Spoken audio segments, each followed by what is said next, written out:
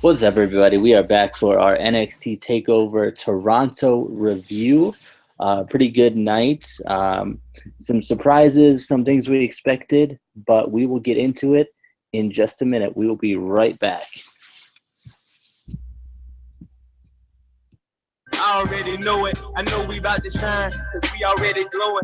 Forget all this. Welcome to the Nxt Classic Wrestling Podcast, the only podcast that is always an Nxt Classic. And your And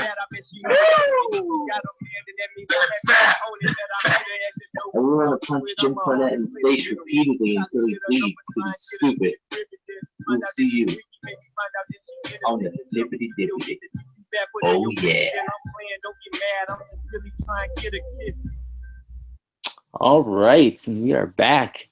That intro seems longer and longer every time we play it, but there's so many funny parts that we have to keep in there. It's kind of hard to edit it down. I remember the original one was really long, but anyway, Takeover. You're right, it was. Yeah. Takeover Toronto was tonight. It was a pretty good show. There wasn't really much to talk about on the pre-show. I definitely did like all of the kind of backstage clips they had of, all the superstars arriving, Mickie James coming. That was kind of cool with Liv Morgan and Aaliyah back there. Any thoughts on the pre-show? There wasn't a match or anything, but... Yeah, I always enjoy watching the pre-shows. This one I didn't get to freaking watch, even though I had set my whole day around watching this show and everything.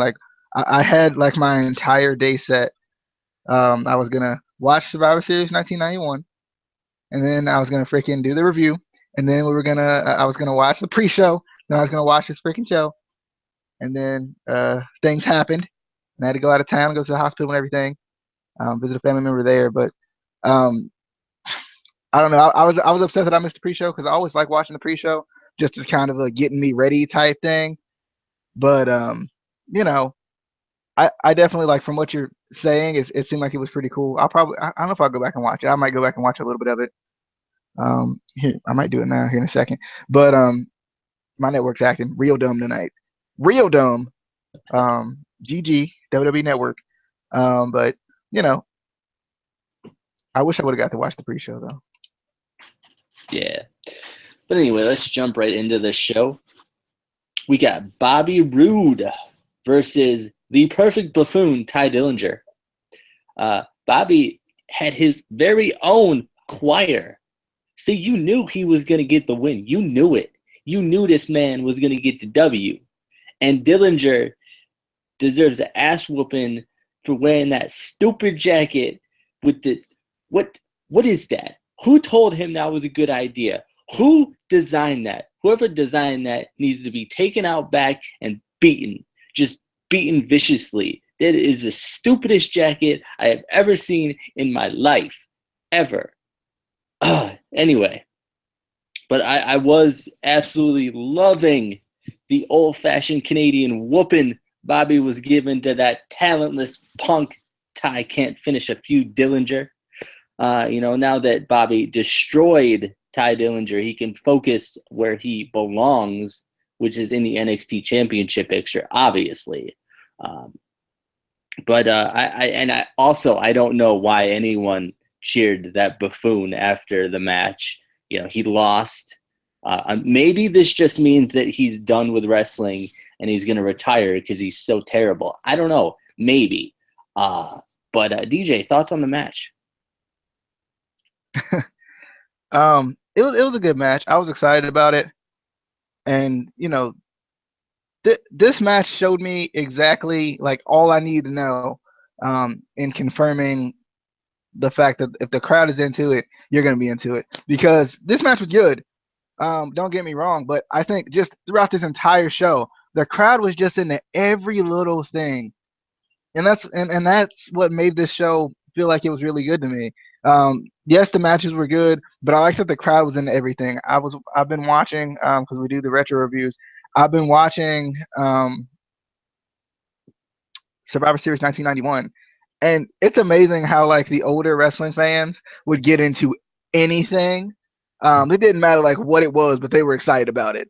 And that's how I kind of felt with this crowd tonight. And I think that's kind of what's missing, especially from the main roster. It's like it's not that they're not putting on good matches because we could even get AJ Styles versus Dean Ambrose or AJ Styles versus whoever, or big talent versus big talent, and they still wouldn't get the reactions that they do kind of on NXT. And I think that's kind of one of the big issues. But I was just excited for this match. I knew it was going to be a good match. Actually, I had to write on this match on DailyDDT.com. Just check that out. It's got some little highlights and everything in it, just in case you missed a match, you couldn't watch it, you don't have the network. I got you, bro. But I was excited going into this match. Just because I knew it was going to be a good match because it was starting the show. And it was a good match. I like Bobby Roode, and his choir. I was like, okay. okay then. Freaking the choir looks so serious. I like it. I freaking love that. Good. I like how these two guys, they work well together, even though they haven't worked together before. They seem like they work well together. The showmanship, was very similar, and I like how Ty Dillinger kind of cut off the showmanship a little bit to start off the match, and I think that played a lot into the storytelling of the feud. How serious the feud was. He couldn't be as playful as he wanted to because of how serious it was, and it actually really helped him gain control. But I enjoyed this match. I thought it was good. Curious to see what they're going to do with Bobby Roode. Now, I feel like he would be going after the NXT Championship, but you never know. I think they did a good job already making him into just a star. Like, even if you don't know him, you see his entrance, you see the robes, you see the choir, you see all these different aspects of his character, and you just kind of like it, or you just kind of like it or you hate it, depending on what side of the spectrum you're on, because he is a heel. But yeah, I enjoy it. I kind of want to see him win the NXT Championship sometime soon. But I am curious about that. Are we going to get Bobby Roode or Samoa Joe? Wow, that just thinking about that in WWE is interesting. Just interesting to think about. But I'm excited though. I'm loving Bobby Roode right now. Yeah, but actually thinking about it, just with NXT in general, I think all of their takeovers, like the entire cards, seem like main event matches are huge matches. Whereas with we've talked about with WWE main roster pay-per-views, especially the non-Big Four, sometimes there's matches on there where you're like, okay, why is this a pay-per-view match? This doesn't even seem like a big match? But I think with Takeover, all the matches always seem big. Really. Yeah, and two, you got to think about it. All of them are built up over a set period of time. Yeah. Whereas with the main roster, you get those things that are thrown together, or you get those things that aren't built on the weekly shows. And NXT, I think that's what makes it feel so different too. It's like Ty Dillinger versus Bobby Roode. That was built up over the course of time, from the start of the Dusty Rhodes Tag Team Classic, which was like a month ago, until now. And I like that. Same thing with kind of like another match, like you could even say Asuka and Mickie James. There wasn't like a ton of build up to it, but they still made something out of it. It was exciting because Mickie James was coming back. And that was kind of the big story and everything. But yeah, I enjoy NXT takeovers. Too, because like I said, the crowd is just really into the shows, and rarely ever do you get that on the main roster anymore. I mean, like, the crowd's into the show, but you don't. It's not vocal. Yeah. Anyway, moving on, we got the Dusty Rhodes Tag Team Classic Finals, or Finals, as I like to say. Finals. But we got the Authors of Pain versus TM61. I still kind of wanted the Authors of Pain versus Sanity, just because I think we all kind of wanted that in a way. But I did love this match. Razor with Shane on his shoulders climbing the support for the cage was awesome. And then Shane jumping off the top of it, or not the top of it, but the side of it. And then even with Paul Ellering being locked in the shark cage, he was still yelling instructions to Akam and Razor. After a couple suicide dives, Paul drops a chain from the from the cage down to Razor, who tries to use it on Shane Taylor, on Shane. And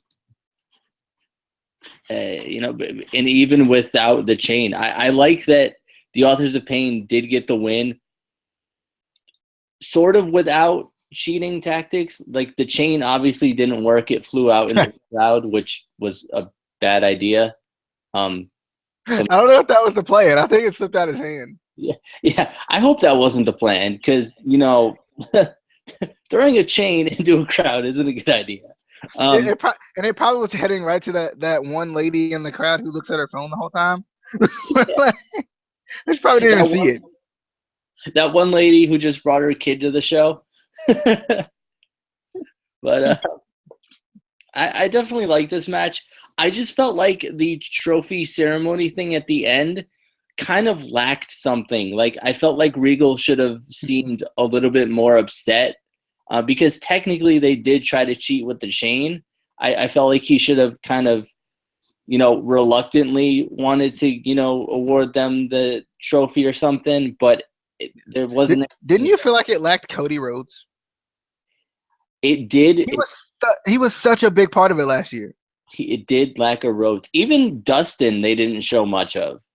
Like it felt the whole ceremony, even without Regal kind of being upset, the whole ceremony just didn't seem as big as last year. And I think the big thing about last year is there was like that big promo too afterwards. Yeah. With Cody and Dustin. Yeah. And I mean, Dustin could have even said something, but it felt like they just cut it real short, which was weird. But thoughts on the match? Yeah, I definitely enjoyed this match. I like that they can book the Authors of Pain as being strong, but they don't have to have them dominate the whole match. That I freaking love throwing jumping off the scaffold. That was freaking amazing. I didn't even realize they had the big scaffold on the outside. So I don't know if it was just me not paying attention or if I just didn't notice it. But I like how they kind of at least kept that out of my mind until it actually really happened. And then I like the Shark Tank idea too. It was very interesting. Because we see people barred from ringside all the time, but with this, it was a little bit different. And I just enjoyed this match. Freaking, he got that chain and just threw it. I don't know if it slipped or what happened on that, but I don't think that was how that was supposed to go. And that, because that works. But I thought that was funny. But I just enjoyed this match. CM61 looked really good in this match, as they always do. But the Authors of Pain, I think they look good too. I like their power game. I think they do a good job of being dominant.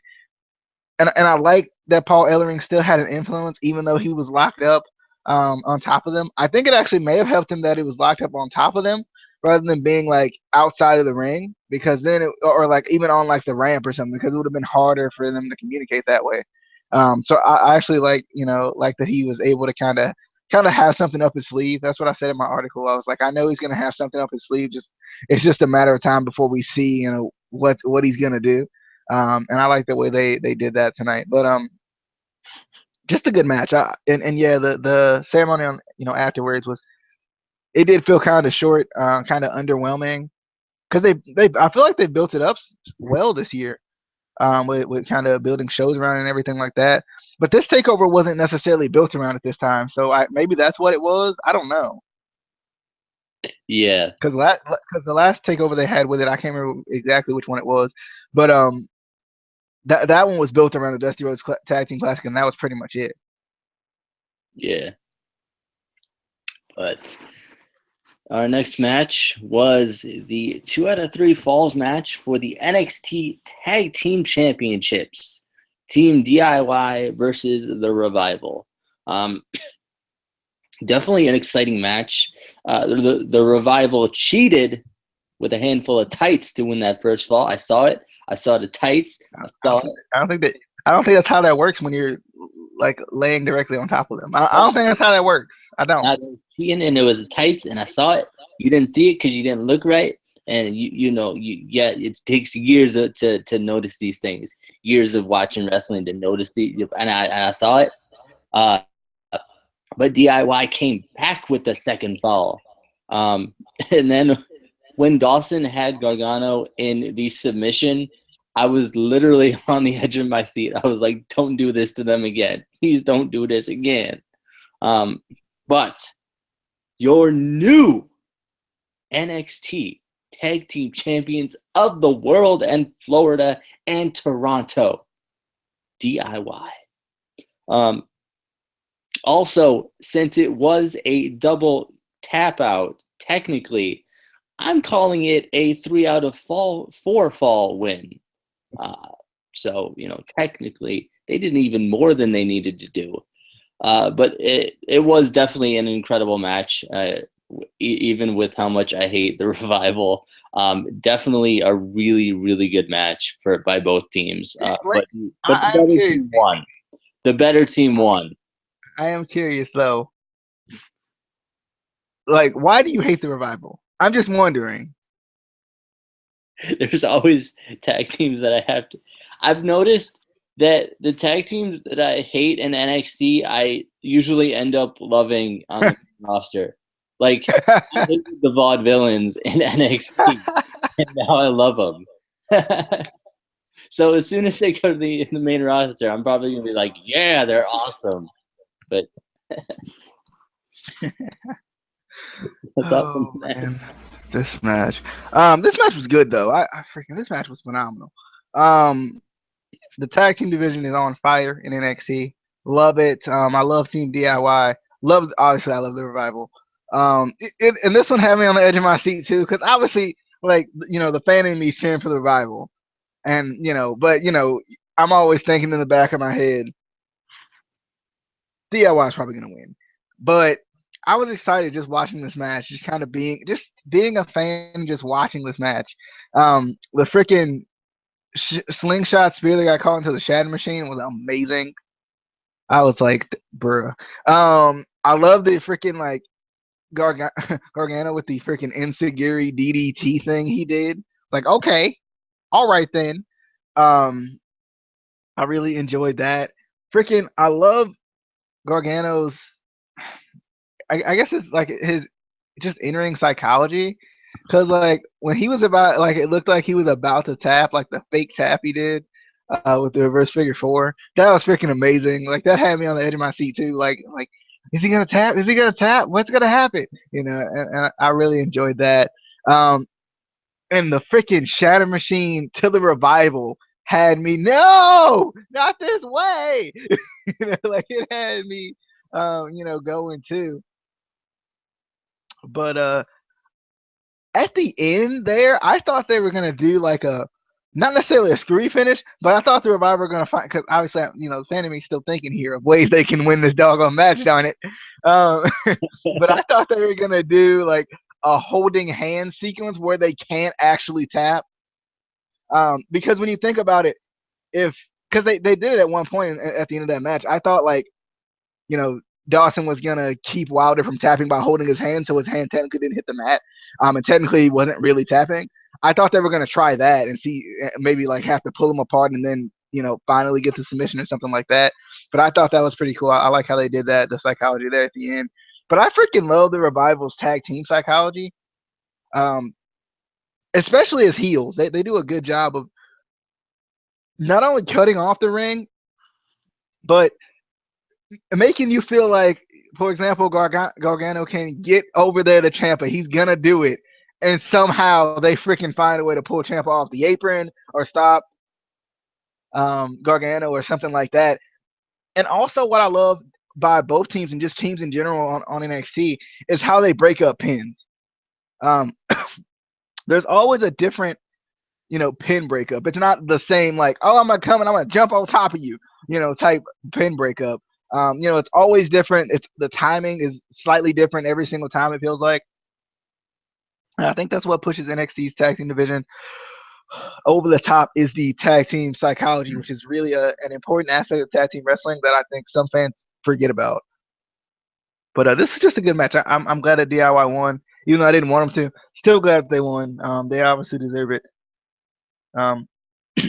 and I want to see, kind of how the run's gonna go, and if they're gonna run into the Authors of Pain very soon, because I don't know yet. Yeah. I'm still not sure what they're doing with the Authors of Pain, but they're probably going to have them win the Tag Team Classic and then not doing anything with them. Because that's how it works when you win trophies in WWE. You get that month push afterwards and then nothing. Nothing. But next we got the NXT Women's Championship match, Mickie James versus Asuka. This match was amazing. Definitely one of the matches I was looking forward to the most. I was actually thinking after the tag team match, the fans would be kind of dead from that match. But I feel like this was one of those matches where you just couldn't be tired. It just pumps you up that much, which is hard to do in wrestling, especially when after such an exciting match before. Usually the fans are kind of dead for the next match, but I felt like they were into it just as much. I didn't expect Mickie James to win, but I was kind of upset with the finish. The tap to me seemed really quick, especially for Mickie James. Like, she was brought in as one of the, she could possibly take out Asuka, blah, blah, blah. And then she taps so quickly. It was after a really good grueling match, but still, it felt too quick for me. And part of me still doesn't understand why they would bring Mickie James in for one match just to lose. They couldn't, they could have just, had, Ember Moon as her opponent, like I said before. You could say it was to build up her dominance, but we already know Asuka's dominant. You don't need to build up her dominance anymore. It doesn't make sense to me.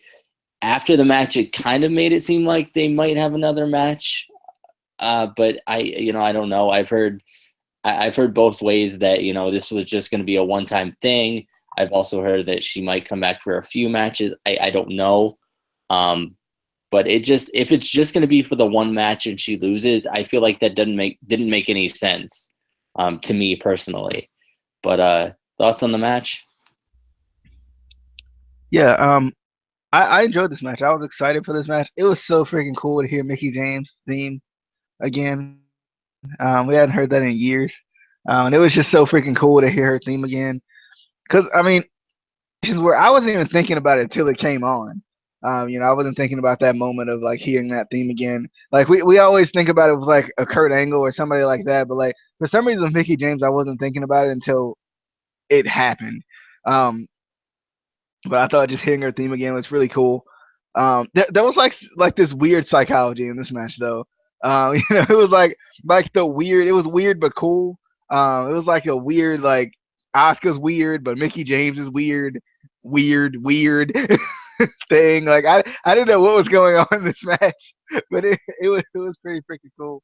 I love the leg trap German on the outside. I was like, oh man. And then freaking Asuka, just her reaction in this match, with like getting slapped and the frustration, and even when she got kind of beat up in this match, because there was some times when Mickie James was kind of dominant in this match, and her reactions to that, her frustration, I liked it. And then I like that James kind of knew everything that Asuka was gonna do. It made sense for a veteran like Mickie James to know those things, and to understand kind of what Asuka's big moves are. That's what you kind of look for in a match. Yeah, the Asuka lock for the win. It was quick. The tap was quick. I agree with that. I felt like the tap was it was very quick, especially considering we had all the fake tapping and like, oh god, I can't do it, I can't tap in the tag team title match. So I was surprised that tap did end up being that quickly. But I'm wondering, is Asuka gonna turn heel? I don't know if you felt like that when, like, at the end of the match, after the match, where she didn't shake her hand, she just held the title up. And we've seen Asuka become more and more confident, as she's been champion. So I don't know if that's like a testament to the confidence, or is that more so her just kind of maybe turning heel now. I don't know if she can really be a true heel because people just love her because she is so good. But I'm kind of curious about that because like now we hear her being more vocal about being the best and being the champion. She's more vocal about it now. So I wonder where they're going with that. But definitely a good match. I enjoyed it. I was excited to see Mickey James back. Wondering what they're gonna do with her too. I mean, they could turn her into that sort of Rock or Austin heel where, the fans still love her, but she, WWE has her as a heel, sort of. But I was actually thinking about that, just kind of the similarities between, like her and say like a Brock Lesnar, where he's the heel too. But I feel like there are more fans that just dislike him. I feel like, but with Asuka, she's the same, where she's dominant and it seems like nobody can beat her, but the fans still love her. I think usually when you have a superstar like that who's just dominant and nobody can beat them, some of the fans just start to hate that superstar, which is kind of what they're supposed to do. That's kind of the psychology of it. But I think people just love Asuka so much that I don't think they'd be able to make her a real heel. But then again, we've had discussions on what is a heel anymore in professional wrestling anymore, because most of the heels the fans love anyway. Um, and then the faces turn into the heels. So it's weird anymore. But moving on, we got the main event of the evening. Seems like a really short review, but the show seemed short too.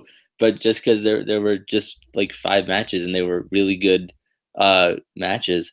But NXT Championship match, Shinsuke Nakamura versus Samoa Joe.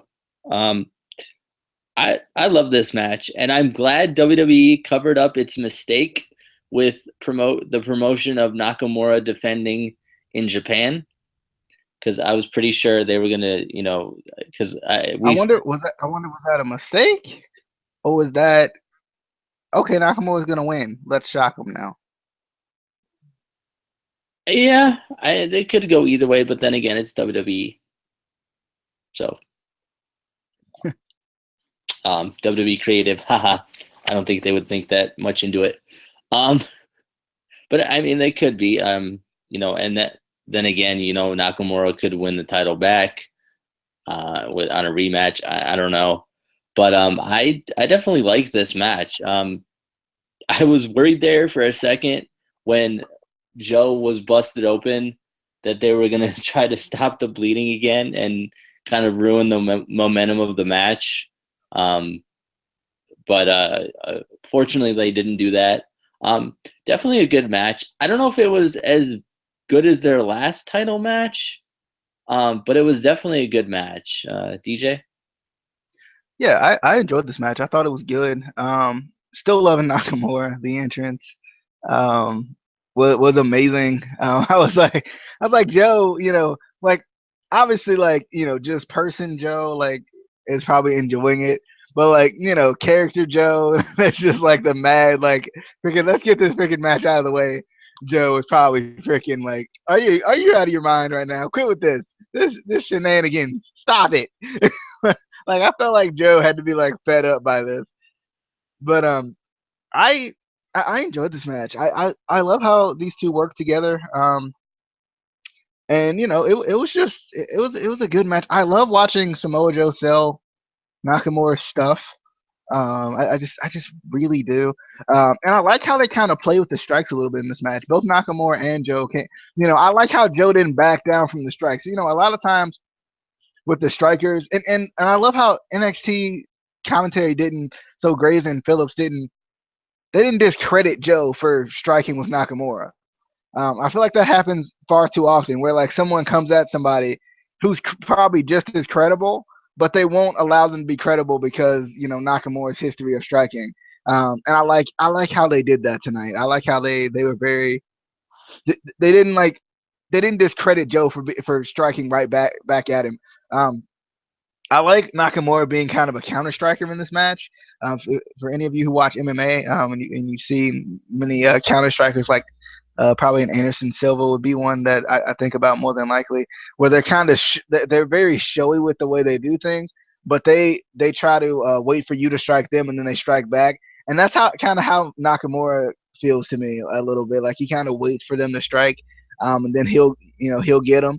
And I really like that. I liked that the fight went into the crowd. Of course, my network said lost and didn't work at that point. So I don't know what happened in the crowd. They probably like fought all the way in the backstage. They probably cut on like a clip from WWE 2K17, to promote that, promoting the backstage area, fighting and everything with Joe and Nakamura. I'm sure they probably did that. Um, that's why they cut it off on me because they didn't want me to know. They didn't want me to know they were promoting the video game. But I'm sure they did that. But I enjoyed that. I freaking loved the German suplex, full Nelson suplex, straight jacket suplex, back to back to back. I love that. I love my suplexes, and I love Joe mixing in every different kind of suplex he could find. I enjoyed that. I freaking also loved Joe going after the knees. That that was nice. I like the psychology. Man, this man Samoa Joe. This man Samoa Joe though. And Joe caught me off guard when he won. I was not expecting it. And it kind of begs the question: is Shinsuke going up tomorrow? Now, I don't know. I don't know if I feel like he's going up tomorrow. Wouldn't be a bad idea because Shinsuke is over AF. If you don't know what AF is, look it up. But the man is over. He really like you can hear his pop tonight. He's dumb, stupid over, as I said on Twitter. But I'm wondering, is he gonna go up? And I'm wondering, are they gonna push for Nakamura versus AJ? We talked about this. When was it? Was it last night? Maybe it was on the predictions. Maybe I'm I thinking. think so. Yeah, I know Yeah, we but talked about it. we talked about this. But I wonder if they're gonna try to push for AJ since they're probably not gonna get AJ versus Michaels. If they're gonna push for AJ versus Nakamura at Royal Rumble. I get it that the main roster fans are gonna be like, who is this guy? Who is screw it. Screw the main roster fans. Screw them. I want to see it. I think this would fill up the Alamo Dome too. Yeah. Just that match alone, I think would. Because if it filled up the Tokyo Dome, then why wouldn't it fill up the Alamo Dome? But I think they might push for that, honestly. Now, are they gonna have Nakamura lose in his debut match? That's questionable. But I think they should push for it. I think they should try it because I don't know what better main event you can have for a show that's kind of that big. Now I know because the thing about it is AJ is not gonna need he's not gonna need to be in the Rumble. He's gonna be a champion more than likely, right? So I'm kind of curious though. I want to see if I wonder if they're gonna push for that at Rumble. I could see it. That would be crazy though. Wrestle Kingdom was in January. A year later, these two men are in Royal Rumble or at Royal Rumble, main eventing a WWE pay per view. Like that would be just wild. Yeah, and that would definitely bring in the kind of even some of the fans that still haven't come back to WWE, who are more indie fans or New Japan fans, who want to see that rematch. And I mean, they could have either Nakamura win or they could even do like a draw or something because those two, are over enough where they could do a draw and have another match, But I mean, there's so many matches that they can do in the coming months. Especially when Finn Balor comes back, for I think he should be back around WrestleMania. Who was that? Finn Balor. Yeah. Yeah, I mean, they could do so many, different matches with him, AJ, Nakamura, whatever. They have a lot to do. I hope Finn is back by Mania. I'd love to see the Demon entrance at Mania. Yeah. Oh, what if they didn't? No, I know this would be a stretch, but imagine psychologically how this would work out. Demon Finn Balor versus Bray Wyatt. Yeah. Just those entrances Yeah. going back to back like that would be interesting. That would be good. But anyway, that was your NXT Takeover Toronto review. Definitely a really good match. I'm excited to see what Survivor Series has in store for us. I feel like, especially on these, for the big 4 pay-per-views, we always have that really good takeover that we're like, oh, now the main roster has to outdo that, and sometimes they do, sometimes they don't. But that's part of why I love the big 4, because we know we're gonna get a really good takeover, and we know we're gonna get a really good main roster pay-per-view. Also, we did see good old JR in the front row. That was kind of cool seeing him. But that'll do it for our Takeover Toronto review. There was no Toronto screw job, which I was expecting. I was. I'm not gonna lie. But we will be back a little bit later tonight, or whenever you watch this, for our weekly 6-pack. We're going to be a little bit different. We're going to be doing top 6 superstars you would book from any generation in an Elimination Chamber match. I got the idea from a Facebook post that I saw. But we're going to do that. And tomorrow we will have our retro review for Survivor Series 91 and then Survivor Series. But until then, follow us on Twitter at ICW_podcast. And we will see you on the dippity of flippities. Oh, yeah.